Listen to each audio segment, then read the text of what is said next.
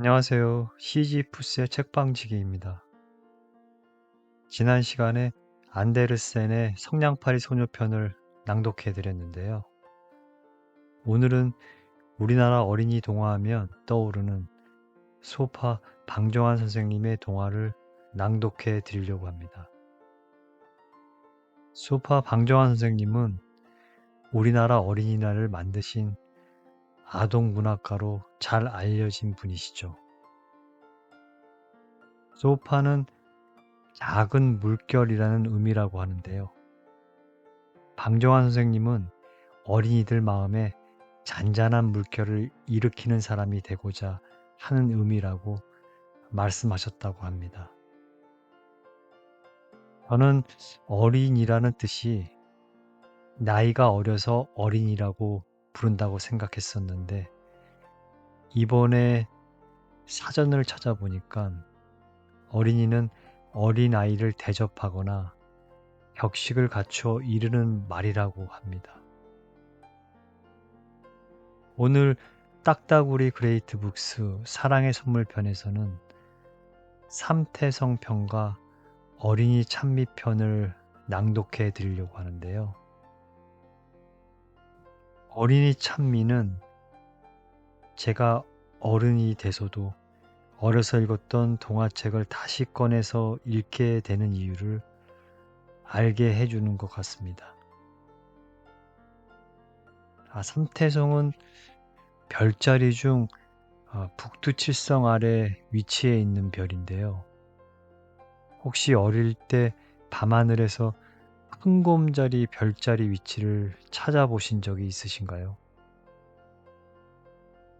북성 아래에 위치해 있는 별자리인데요. 그 큰 곰자리 별자리 꼬리 부분을 찾아보시면 반짝이는 삼태성 별자리를 찾으실 수 있습니다. 혹시 나중에 시간이 되시면 밤하늘에서 삼태성을 한번 찾아보는 시간을 가져보시는 것도 좋으실 것 같아요. 자, 그럼 삼태성에 어떤 사연이 있는지 한번 만나러 가보실까요? 삼태성. 옛날 옛적 아주 시골에 이상한 노인이 한 분 있었습니다. 얼굴빛과 수염빛이 똑같이 하얘서 얼른 보기에 보통 사람과 같지 않는 이였으나 인정맞게 생긴 눈과 어린 사람 입같이 어여쁜 입모습이 웃음을 띠고 있어서 퍽 사람 좋아 보이는 이였습니다. 노인은 한 번도 얼굴을 찡그린 일이 없었습니다. 아무나 보고 반가워하고 아무나 만나면 좋은 이야기를 하였습니다. 그리고 그 노인은 날마다 파란 피를 입에 대고 불었습니다. 비가 오거나 바람이 불거나 안 부는 날이 없었습니다. 피리 소리는 더할 수 없이 곱고 아름답고도 멀리 멀리 펑 멀리까지 들렸습니다. 그런데 이상하게도 그 소리를 들으면 아무나 저절로 마음이 좋아지고 즐거워지는 것이었습니다. 그래서 사람마다 피리 소리를 들으면서 좋은 마음으로 자기 할 일을 부지런히 하였습니다. 남의 것을 욕심내거나 남의 것을 도둑질하는 사람도 없었습니다. 집집마다 먹을 것이 넉넉하고 곳곳마다 꽃이 활짝 피어서 아무 걱정도 근심도 없이 편안하게 지냈습니다. 그 이상한 피리 소리를 들으면 짐승들도 좋아하는 모양이었습니다. 사람들이 가깝게 봐도 놀래 달아나지도 아니하고 꽃나무 사이에서 어여쁜 소리로 노래만 부르고 지냈습니다. 한말로 그 노인이 피리를 불지 아니하면 어떻게 쑥스럽고 어떻게 시끄러워질지 모르므로 사람마다 진정 참마음으로 다 감사하게 생각하고 있었습니다. 그런데 단 한 사람, 그 동네 동장 한 분이 노인을 싫어하였습니다. 동장은 아는 것이 많으니만큼 좀 거만한 이였는데 노인은 동장보다 더 많이 알 뿐 아니라 동장이 할아버지 또 할아버지가 나기도 더 이전 일까지 잘 알고 있었으므로 동장에게는 그것이 미운 일이었습니다. 그래서 노인이 부는 피리 소리도 싫어하여 그 노인이 하는 일이면 모두 미워하였습니다. 더군다나 노인은 어린 사람들을 귀여워하고 이야기를 잘 하므로 날마다 점심때부터는 파란 잔디밭에 앉아서 어린이들을 데리고 재미나는 이야기를 해 주었는데 이것이 더 미운 일이었습니다. 그것은 동장의 외아들 효두기가 다른 아이들 틈에 끼어서 날마다 노인의 이야기를 듣는 재미에 점점 노인과 친해지는 것을 아는 까닭이었습니다. "왜 요놈아 그까진 피리만 불고 쓸데없는 얘기만 하는 늙은이에게 자꾸 가느냐?" 하고 갔다 올 적마다 동장은 아들을 꾸짖었습니다. "아니어요. 그 어른은 재미나고 좋은 이야기만 해 주시는데요." 하고 효두기가 대답하니까 더 한층 화를 버럭 내면서 "듣기 싫다. 좋은 소리가 무슨 좋은 소리냐. 밤낮 거짓부렁이 얘기만 들으면 무엇이 좋으냐. 다시는 가지 마라." 하고 성을 내면서 몹시 꾸짖었습니다. 효두기는 영악한 애였습니다. 그러나 아버지가 왜 그렇게 사람 좋은 노인을 미워하는지 그것만은 알지 못했습니다. 그렇게 몹시 우리를 기여해 주시고 좋고 유익한 이야기를 해 주시는 노인을 아버지는 왜 미워할까? 어른들마다 하는 말이 그 노인 때문에 우리가 잘 살아가는 것이라고 하는데 아버지만 혼자 노인을 미워하시나? 그것을 아무리 생각하여도 알 수가 없었습니다. 하는 수 없이 효두기는 울었습니다. 다시는 노인에게 가지 못할 생각을 하고 효두기는 자꾸 울었습니다. 그날 밤이었습니다. 깊은 밤에 쓸쓸한 산 밑에 노인이 혼자 사는 집의 대문을 흔드는 사람이 있었습니다. 어두운 밤중에 노인의 집을 찾아오는 사람은 이때껏 없었습니다. 이 밤중에 누가 왔을까 하고 노인의 문을 열고 내다보니까 천만 뜻밖의 어린 효두기가 서 있었습니다. 놀래면서도 반가워 벌떡 안고 안으로 들어와 보니까 효두기의 어여쁘던 두 눈이 퉁퉁하게 부었습니다. 그리고 노인에게 안기더니 하소연이 터져서 흑흑 느껴가면서 "우리 아버지가 그까지 늙은이한테 가지 말라고 그래요." 하고 바른 대로 말했습니다. "음, 너의 아버지가 나를 미워하든?" "예, 펑 미워해요." 노인은 그 말을 듣고 얼굴빛이 아주 좋지 못해졌습니다. 노인이 그 좋은 얼굴에 좋지 못한 빛이 돌기는 참말 처음이었습니다. 효두기는 걱정스럽게 그 얼굴을 쳐다보았습니다.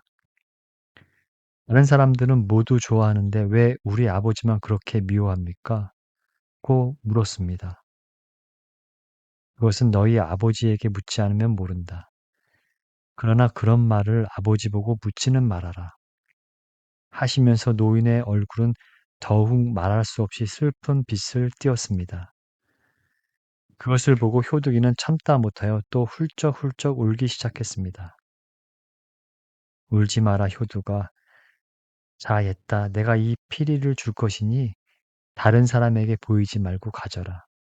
하고 노인은 날마다 불던 그 파란 피리를 효두기 손에 쥐어 주었습니다. 너의 아버지가 나를 미워하는 것은 아직 내 정성과 힘이 부족한 탓이다. 이 세상 한 사람에게서라도 미움을 받는 사람은 이 피리를 불 자격이 없는 사람이니 그런 사람은 아무리 불어도 소리가 나오지 않는단다. 자, 더 늦기 전에 가지고 가서 남에게 보이지 말고 가지고 있거라. 나는 아주 갈 터이다. 하고 노인은 효두기를 돌려보냈습니다. 그 이튿날부터 노인의 그림자는 영영 보이지 않았습니다. 산 밑에 조그만 집도 횡하니 비어 있었습니다. 어디로 가버렸는지 그것을 본 사람도 없었습니다. 집과 집 뒷산을 뒤져 찾아도 노인의 간 곳은 알 수 없었습니다. 하루 이틀 지나도 노인의 소식은 도무지 없었습니다. 피리 소리도 노인이 없어지는 날부터 들리지 않았습니다. 그러니까 온 동리가 몹시 쓸쓸해지고 새와 짐승들도 벙어리가 된 것처럼 노래를 부르지 않고 꽃과 나무도 풀이 죽어서 축 늘어졌습니다. 이렇게 좋던 사람들의 마음이 거칠어져서 싸움이 생기고 남의 먹을 것을 빼앗아 가는 놈이 생기고 하여 시끄러워지기 시작하였습니다. 그러나 그 모든 것보다도 노인이 없어진 것을 제일 슬퍼하는 사람은 어린이들이었습니다. 그들은 마치 사랑하는 어머니가 돌아가 버린 것처럼 슬퍼하였습니다. 그러나 그 중에서도 더 슬퍼하는 어린이는 효득이었습니다. 날마다 날마다 늙은이 생각을 하고 아버지 몰래 울고 지냈습니다. 그러는 동안에 겨울이 되었습니다. 차디찬 북풍이 하얀 한방 눈을 몰아다 퍼부어서 동네와 산이 온통 하얗게 눈 속에 덮여 버렸습니다. 눈 오신 새벽에 효두기는 무슨 생각을 하였는지 일찍이 일어나서 파란 피리를 꺼내 가지고 눈 쌓인 산으로 자꾸 올라갔습니다. 그날 아침에 처음으로 동네 사람들은 피리 소리를 들었습니다. 피리 소리가 들릴째 온갖 새들도 노래를 부르기 시작하였습니다. 사람들마다 마음이 다시 좋아져서 피리 소리가 들린다. 노인이 다시 왔나 보다 하고 기뻐들 하였습니다. 동장은 그때야 노인이 어떻게 감사한 사람이던 것을 깨달았습니다. 그리고 그 피리 소리를 듣고 얼굴에 이상한 새의 빛이 돌면서 아, 노인이 오셨다. 그 거룩한 노인이 다시 오셨다 하고 기쁜 소리를 지르면서 피리 소리 나는 산으로 뛰어갔습니다. 산 밑까지 가서 보니까 산 둔덕에는 하얗게 덮인 눈 위에 조그만 발자국이 움푹움푹 남아 있었습니다. 에구, 효둑이 신발 자국이다. 분명히 효둑이다. 하고 이상해하면서 그 신발 자국을 따라서 산 위로 자꾸 올라갔습니다.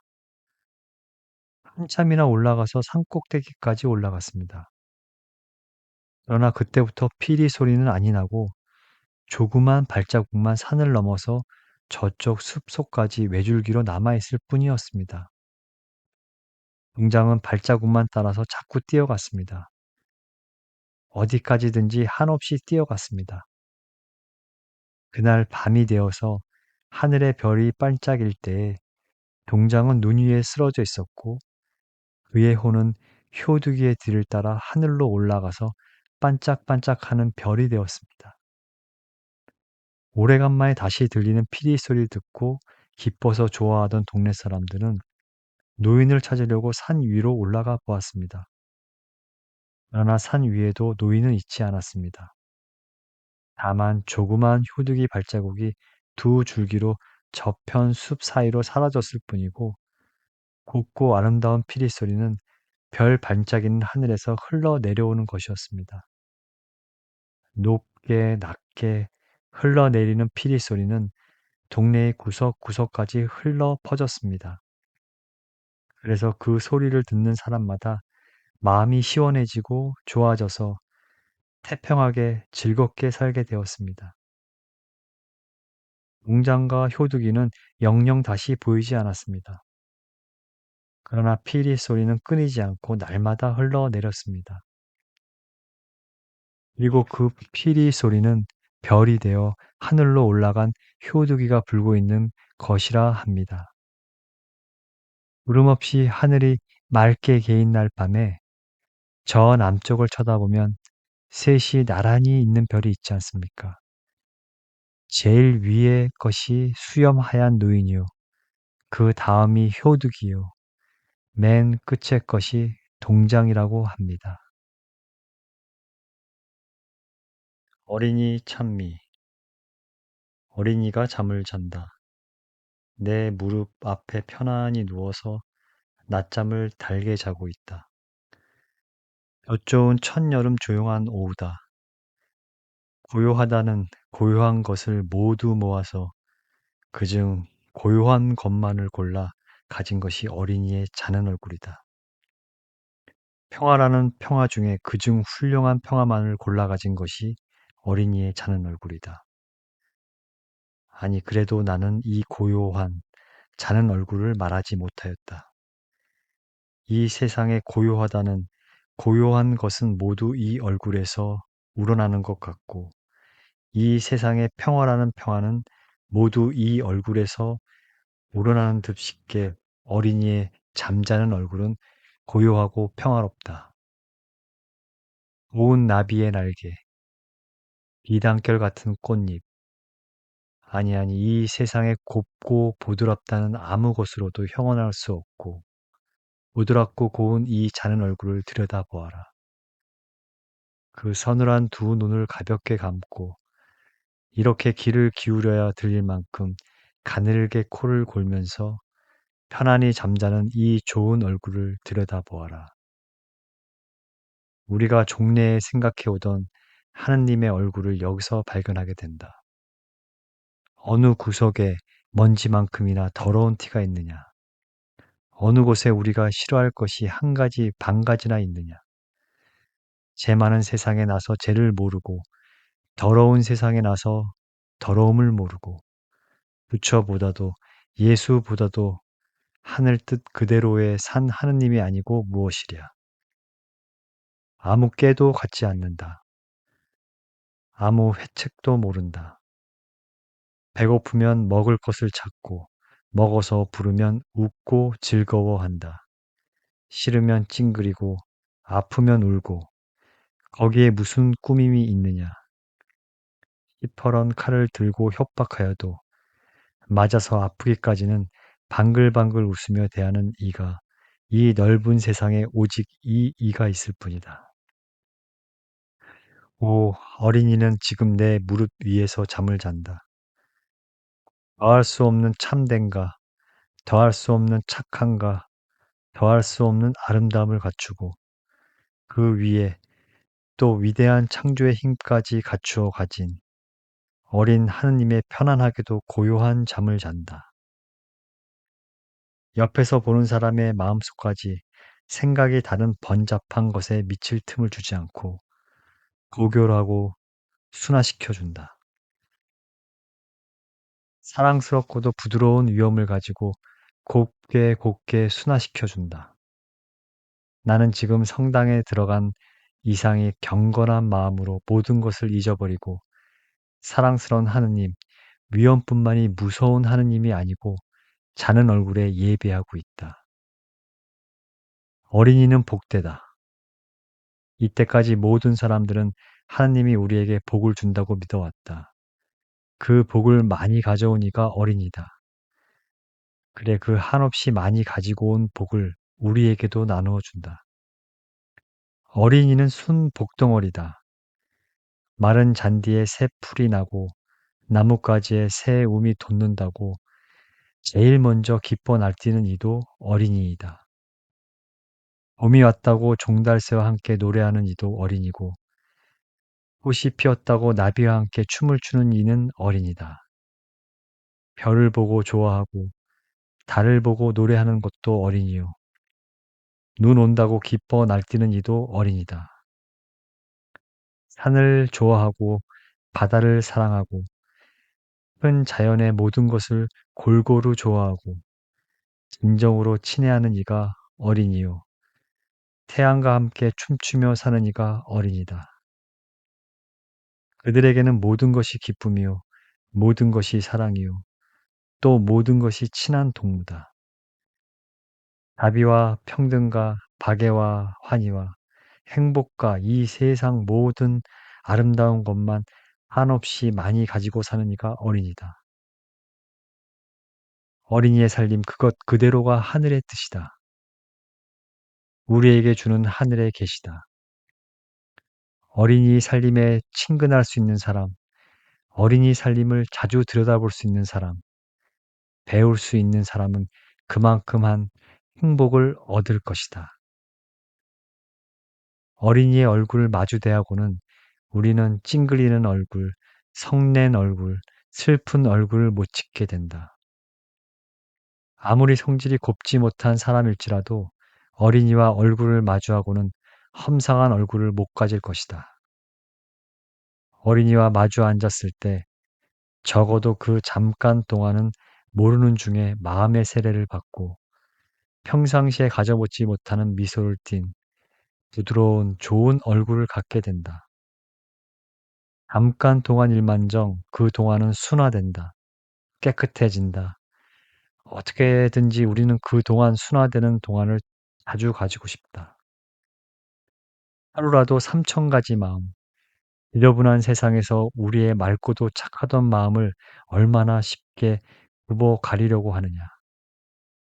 그러나 때로 은방울을 흔들면서 참되이 있으라고 일깨워주고 제시해주는 어린이의 행동은 우리에게 큰 구제의 길이 되는 것이다. 우리가 피곤한 몸으로 일에 절망하고 늘어질 때 어둠에 빛나는 강명의 빛같이 우리 가슴에 한 줄기 빛을 던지고 새로운 원기와 위안을 주는 것도 어린이뿐만이 가진 존귀한 힘이다. 어린이는 슬픔을 모른다. 근심을 모른다. 그리고 음울한 것을 싫어한다. 어느 때 보아도 유쾌하고 마음 편하게 논다. 아무 데를 건드려도 한없이 갖은 기쁨과 행복이 쏟아져 나온다. 기쁨으로 살고, 기쁨으로 놀고, 기쁨으로 커간다. 뻗어나가는 힘, 뛰노는 생명의 힘, 그것이 어린이다. 온 인류의 진화와 향상도 여기에 있는 것이다. 어린이에게서 기쁨을 빼앗고 어린이 얼굴에다 슬픈 빛을 지어주는 사람이 있다 하면 그보다 더 불행한 사람이 없을 것이요. 그보다 더 큰 죄인은 없을 것이다. 이런 의미에서 조선 사람처럼 더 불행하고 더 큰 죄인은 없을 것이다. 어린이의 기쁨을 상해 주어서는 못 쓴다. 그러할 권리도 없고 그러할 자격도 없고만은 무지한 조선 사람들이 얼마나 많은 어린이들의 얼굴에 슬픈 빛을 지어 주었느냐. 어린이들의 기쁨을 찾아 주어야 한다. 어린이들의 기쁨을 찾아 주어야 한다. 어린이는 아래의 세 가지 세상에서 온통 것을 미화시킨다. 이야기 세상, 노래의 세상, 그림의 세상. 어린이 나라에 세 가지 예술이 있다. 어린이들은 아무리 엄격한 현실이라도 그것을 이야기로 본다. 그래서 평범한 일도 어린이의 세상에서는 그것이 예술화하여 찬란한 미와 흥미를 더하여 가지고 어린이 머릿속에 다시 전개된다. 그래서 항상 이 세상의 모든 것을 아름답게 본다. 어린이들은 또 실제에서 경험하지 못한 일을 아름답게 본다. 어린이들은 또 실제에서 경험하지 못한 일을 이야기 세상에서 훌륭히 경험한다. 어머니와 할머니 무릎에 앉아서 재미있는 이야기를 들을 때 그는 아주 이야기에 동화해 버려서 이야기 세상 속에 들어가서 이야기에 따라 왕자도 되고 고아도 되고 또 나비도 되고 새도 된다. 그렇게 해서 어린이들은 자기가 가진 행복을 더 늘려가고 기쁨을 더 늘려가는 것이다. 어린이는 모두 시인이다. 본 것, 느낀 것을 그대로 노래하는 시인이다. 온 마음을 가지고 어여쁜 눈을 가지고 아름답게 보고 느낀 그것이 아름다운 말로 굴러 나올 때 나오는 모두가 시가 되고 노래가 된다. 여름날 무성한 나무숲이 바람에 흔들리는 것을 보고 바람의 어머니가 아들을 보내어 나무를 흔든다 하는 것도 그대로시요. 오색이 찬란한 무지개를 보고 하느님 따님이 오르르 내리는 달이라고 하는 것도 그대로시다. 엠밤 밝은 달의 검은 점을 보고는 저기 저 달 속에 해수나무 박혔으니 금도끼로 찍어내고 옥도끼로 다듬어서 초가 삼간 집을 짓고 천년 만년 살고지고 고운 노래를 높여 이렇게 높여 노래를 부른다. 알띠 밝은 달림 속의 개수나무를 금도끼, 옥도끼로 찍어내고 다듬어서 초가 삼간 집을 짓자는 생각이 얼마나 곱고 어여쁜 생활의 소지자이냐. 새야 새야 파랑새야 녹두밭에 앉지 마라. 녹두꽃이 떨어지면 청포장수 울고 간다. 이러한 고운 노래를 기꺼운 마음으로 소리 높여 부를 때 그들의 고운 넋이 얼마나 아름답게 우쭐우쭐 자라갈 것이랴. 위의 두 가지 노래는 어린이 자신이 속에서 우러나온 것이 아니고 큰 사람이 지은 것일는지도 모른다. 그러나 몇 해, 몇십 년 동안 어린이들의 나라에서 불러내려서 어린이의 것이 되어 내려온 거기에 그 노래에 스며든 어린이의 생각, 어린이의 살림, 어린이의 넋을 볼 수 있는 것이다. 어린이는 그림을 좋아한다. 그리고 또 그리기를 좋아한다. 조금도 기교가 없는 순진한 예술을 낳는다. 어른이 상투를 재미있게 보았을 때 어린이는 몸뚱이보다 큰 상투를 그려놓는다. 순사의 칼을 이상하게 보았을 때 어린이는 순사보다 더 큰 칼을 그려놓는다. 얼마나 솔직한 표현이냐. 얼마나 순진한 예술이냐. 지나간 해 여름이다. 서울 천도교당에서 6살 된 어린이에게 이 집 교당을 그려보라 한 일이 있었다. 어린이는 서슴지 않고 종이와 붓을 받아들더니 거침없이 네모 번듯한 사각 하나를 큼직하게 그려서 나에게 내밀었다. 얼마나 놀라운 일이냐. 그 어린 동무가 그 큰 집에 들어앉아서 그 집을 보기를 크고 네모 번듯한 넓은 집이라고밖에 더 달리 복잡하게 보지 아니한 것이었다. 얼마나 순진스럽고 솔직한 표현이냐. 거기에 아직 더럽혀지지 아니한 마침내는 큰 예술을 낳아 놓을 무서운 참된 힘이 숨겨 있다고 나는 믿는다. 한 폭이 풀을 그릴 때 어린 예술가는 연필을 잡고 꺼리낌 없이 쭉쭉 풀줄기를 그린다. 그러나 그 한 번에 쭉 내리그은 그 선이 얼마나 복잡하고 묘하게 자상한 설명을 해 주는지 모른다. 위대한 예술을 품고 있는 어린이여. 어떻게도 이렇게 자유로운 행복만을 갖추어 가졌느냐. 어린이는 복되다. 한이 없는 복을 가진 어린이를 찬미하는 동시에 나는 어린이 나라에 가깝게 있을 수 있는 것을 얼마든지 감사한다.